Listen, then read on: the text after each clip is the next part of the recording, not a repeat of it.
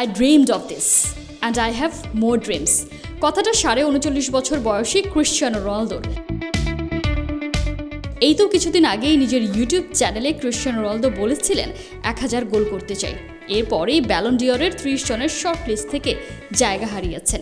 আর ঠিক পরদিনই মাঠে নেমে রোনালদো গড়েছেন অনন্য কীর্তি, যা ফুটবল দুনিয়ায় নাই আর কারো।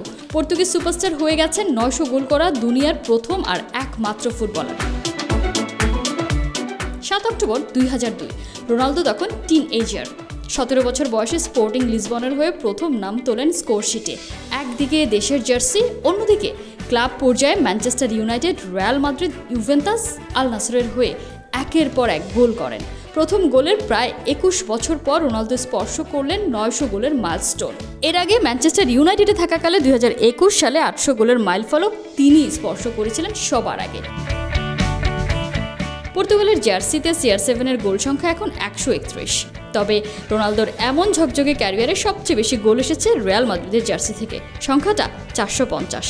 আর তাই তো রোনালদোর বিশেষ এই দিনে ঘরের ছেলেকে অভিনন্দন জানাতে ভুল করেনি স্প্যানিশ জায়ান্ট ক্লাবটা।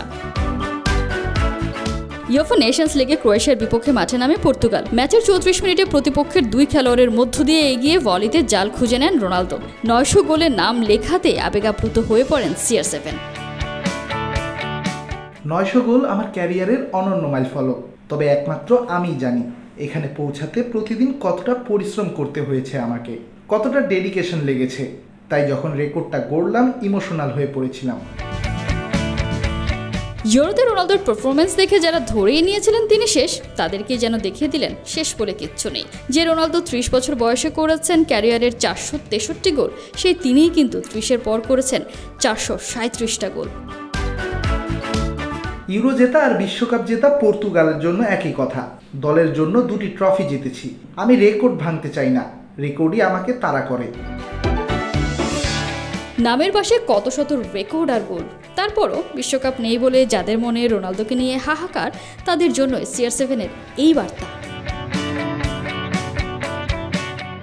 কোহিনুর কণা, 71।